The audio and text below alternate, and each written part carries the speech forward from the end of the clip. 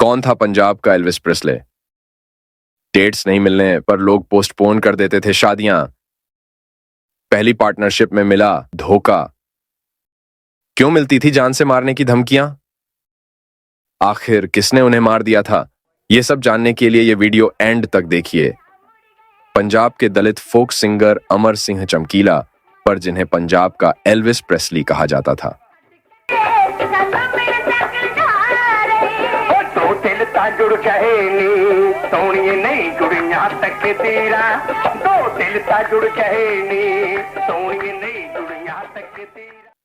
लुधियाना के छोटे से गांव धुबरी में जन्मे अमर एक इलेक्ट्रिशियन थे, लेकिन उनमें एक अनोखा टैलेंट था। वो एक्स्ट्रा मैरिटल अफेयर, प्रेम प्रसंग, पति पत्नी के शारीरिक रिश्तों पर गाने बनाते थे।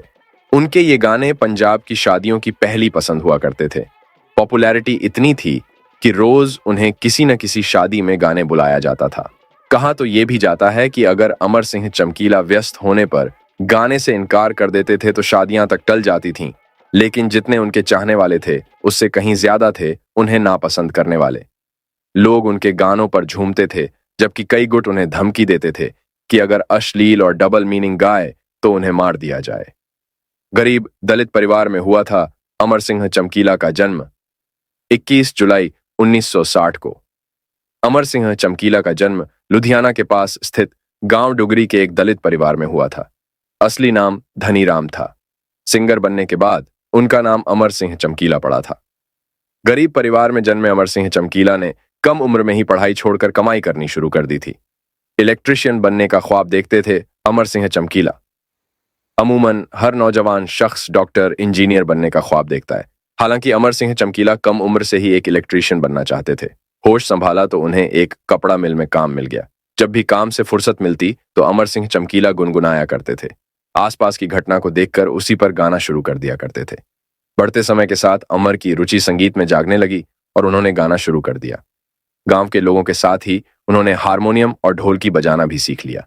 गांव में कहीं कोई भी शादी होती थी तो वो अक्सर दोस्तों के साथ ढोलकी लेकर पहुंच जाया करते थे। कम उम्र में हुई पहली शादी, 2 बेटियों की हुई मौत। अमर सिंह चमकीला की शादी गांव में रहने वाली गुरमैल कौर से हुई थी। दोनों के 4 बच्चे हुए थे, लेकिन अफसोस कि उनमें से उनकी सिर्फ 2 बेटियां अमलदीप और कमलदीप ही बच सकीं। 18 साल की उम्र में मिला गायकी का मौका। पंजाब म्यूजिक इंडस्ट्री में उस दौर में सुरिंदर शिंदा का नाम हुआ करता था, जो लुधियाना के रहने वाले थे। एक रोज सुरिंदर शिंदा उनके गांव पहुंचे थे। सुरिंदर शिंदा जब गांव से जाने लगे तो अमर सिंह चमकीला ने अपनी साइकिल निकाली और दोस्त कुलदीप पारस को पीछे बैठाकर उनके पीछे पीछे चल पड़े। मुलाकात में अमर सिंह चमकीला ने उन्हें बताया कि वो भी उनकी तरह गायक बनना चाहते हैं। उन्होंने मौके पर ही अपनी गायकी का एक नमूना पेश कर दिया। सुरिंदर शिंदा उनकी आवाज से इस कदर इंप्रेस हुए कि उन्होंने 18 साल के अमर सिंह चमकीला को अपने साथ काम पर रख लिया। अमर सिंह सुरिंदर को अपना गुरु मानने लगे और उनके साथ स्टेज शोज में जाने लगे। अमर सिंह चमकीला लिखते थे और धुन बनाते थे और वही गाने सुरिंदर शिंदा स्टेज पर गाया करते थे। कुछ एक मौके पर सुरिंदर शिंदा ने अमर सिंह चमकीला को साथ गाने का भी मौका दिया। स्टेज शोज करते हुए उन्हें मशहूर पंजाबी फोक सिंगर्स के दीप, मोहम्मद सादिक जैसे लोगों के साथ भी परफॉर्म करने का मौका मिला था। मिलती थी महज 100 रुपए तनख्वाह। अमर सिंह चमकीला के लिखे गानों से सुरिंदर शिंदा को काफी पहचान मिली थी। हालांकि अमर सिंह चमकीला महज एक राइटर बनकर रह गए। वहीं दूसरी तरफ उनकी तनख्वाह भी महज 100 रुपए महीना थी, जबकि उनके गाने गाकर सुरिंदर शिंदा हजारों में कमाई करता था। 80 के दशक की शुरुआत में सुरिंदर शिंदा और उनके ग्रुप की female lead singer Surinder Sonia के बीच अनबन हो गई। दरअसल सुरिंदर शिंदा सोनिया के बजाय गुलशन कोमल को अपने साथ कनाडा टूर पर ले गए थे। सोनिया इस बात से इतना नाराज हुई कि उन्होंने अमर सिंह चमकीला से अपनी नई टीम बनाने को कह दिया। अमर सिंह चमकीला ने अपने गुरु को धोखा देने से साफ इनकार कर दिया, लेकिन समय के साथ वो नई टीम बनाकर अकेले पहचान बनाने के लिए राजी हो गए। साल 1980 में अमर सिंह चमकीला और सोनिया का एल्बम टकुए ते टाकुआ रिलीज हुआ, जिसमें दोनों ने 8 डुएट गाने गाए। ये एल्बम पूरे पंजाब में काफी हिट रहा और अमर सिंह चमकीला के पास प्रोग्राम्स और स्टेज शोज के कई ऑफर आने लगे। दोनों की जोड़ी पंजाब में काफी हिट रही। डबल मीनिंग, शराब और घरेलू हिंसा पर गाने लिखते थे अमर सिंह चमकीला। अमर सिंह चमकीला अपने गाने खुद लिखा करते थे। उनके गानों की लिरिक्स ज्यादातर एक्स्ट्रा मैरिटल अफेयर, शराब, पंजाब में बढ़ते ड्रग यूज पर होती थी। वे अपने गाने खुद कंपोज भी करते थे। उनके कई गाने रिश्तों पर भी थे जो डबल मीनिंग होते थे। कई लोग कहते थे कि अमर सिंह चमकीला अश्लील गाने गाते थे, लेकिन यही गाने उनकी पहचान बने। पहली पार्टनरशिप में मिला धोखा, अकेले बनाई पहचान। अमर सिंह चमकीला और उनकी पार्टनर सोनिया के मैनेजर सोनिया के पति ही थे। दोनों के गाने हिट जरूर हो रहे थे, लेकिन उनके मैनेजर अमर सिंह चमकीला से ज्यादा फीस सोनिया को दिया करते थे। हर प्रोग्राम के उन्हें करीब 800 रुपए मिलते थे, जिनमें से 600 रुपए सोनिया को दिए जाते थे और अमर सिंह चमकीला को महज 200। जब उन्होंने इस धोखाधड़ी के खिलाफ आवाज उठाई तो झगड़ा हुआ और टीम टूट गई। ग्रुप की सिंगर से हुआ प्यार, शादी की तो हुआ विवाद। अमर सिंह चमकीला ने टीम टूटने पर हार नहीं मानी और अलग अलग फीमेल सिंगर्स के साथ परफॉर्म करने लगे। अमर सिंह चमकीला एक परमानेंट फीमेल सिंगर की तलाश में थे। इसी बीच उनकी मुलाकात अमरजोत से हुई। उन्हें अमरजोत की आवाज पसंद आई और दोनों साथ गाने लगे। दोनों का पहला एल्बम भूल गई मैं गुंड खाड़ना जबरदस्त हिट रहा था।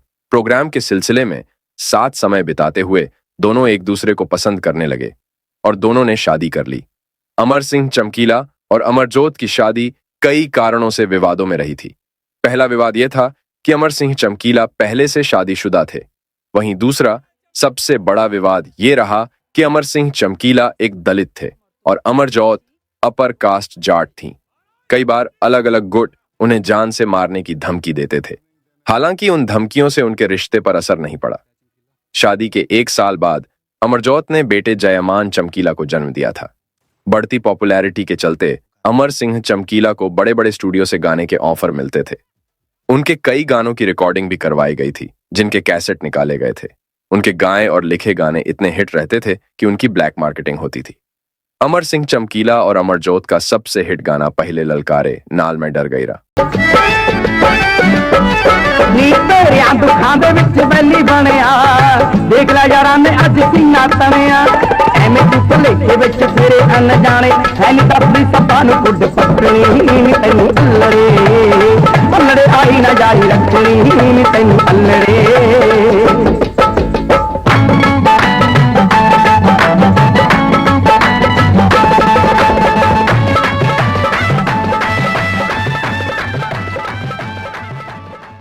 कनाडा और दुबई में भी होते थे अमर सिंह चमकीला के प्रोग्राम। पंजाब और दिल्ली के अलावा अमर सिंह चमकीला के गाने विदेशों में भी चर्चा में रहते थे। उन्होंने कनाडा में कई स्टेज शोज भी किए थे। वहीं दुबई से भी उन्हें कई बार गाने के लिए बुलावा आया था। इंडियन एक्सप्रेस की रिपोर्ट के मुताबिक वो एक स्टेज शो के 500 रुपए और एक शादी में गाने के 4000 रुपए लेते थे। डेट्स नहीं मिलने पर लोग पोस्टपोन कर देते थे शादियां। अमर सिंह चमकीला उस दौर के सबसे फेमस पंजाबी सिंगर थे। कहा जाता है कि अगर व्यस्त होने के कारण वो किसी शादी में गाने से इनकार कर देते थे तो लोग उनके शेड्यूल के मुताबिक शादी की डेट्स बदल दिया करते थे। आए दिन मिलती थी जान से मारने की धमकी। जैसे जैसे अमर सिंह चमकीला की पॉपुलैरिटी बढ़ती जा रही थी, वैसे वैसे उनके दुश्मनों की लिस्ट में भी इजाफा हो रहा था। उनके साथ काम करने वाले कई सिंगर्स उनकी कामयाबी से चिढ़ा करते थे और उनके गानों और लिरिक्स की आलोचना करते थे। कई बार उनकी छवि खराब करने के लिए झूठी अफवाहें फैलाई जाती थीं। 80 के दशक के आखिर में उन्हें आए दिन जान से मारने की धमकियां मिलने लगी थीं। अश्लील गानों के लिए मांगी थी सिख मिलिटेंट ग्रुप से माफी। जब धमकियां मिलने का सिलसिला बढ़ने लगा तो अमर सिंह चमकीला ने सिख मिलिटेंट के एक गुट से माफी मांगी थी। साथ ही उन्होंने ये भी आश्वासन दिया था कि वो अब से अश्लील गाने नहीं लिखेंगे। फरमाइश पर दर्शकों को सुनाते थे अश्लील गाने। अमर सिंह चमकीला ने धमकियों से डरकर अश्लील और डबल मीनिंग गाने बंद कर दिए और धार्मिक गाने शुरू कर दिए। जब भी शादियों में धार्मिक गाने गाते थे तो लोग उनसे अश्लील गानों की डिमांड करते थे। शुरुआत में तो उन्होंने अश्लील गानों से साफ इनकार कर दिया, लेकिन जब डिमांड बढ़ने लगी तो उन्होंने दोबारा उसी तरह के गाने लिखने और गाने शुरू कर दिए।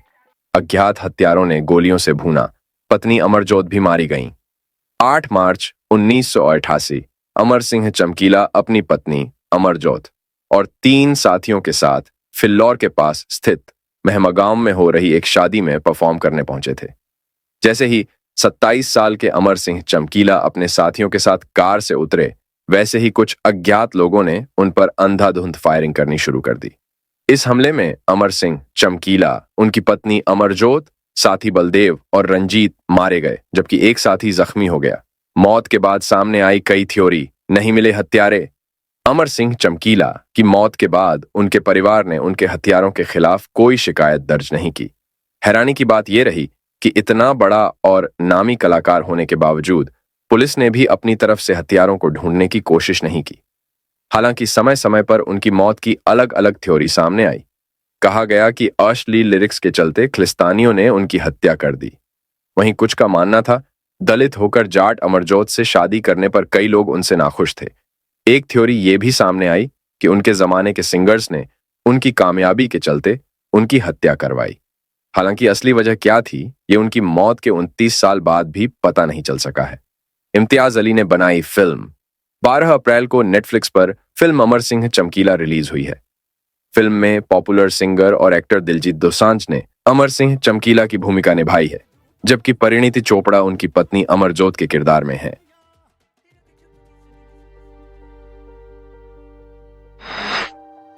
इंटरेस्टिंग वीडियो देखने के लिए हमारी वीडियो को लाइक और सब्सक्राइब करें।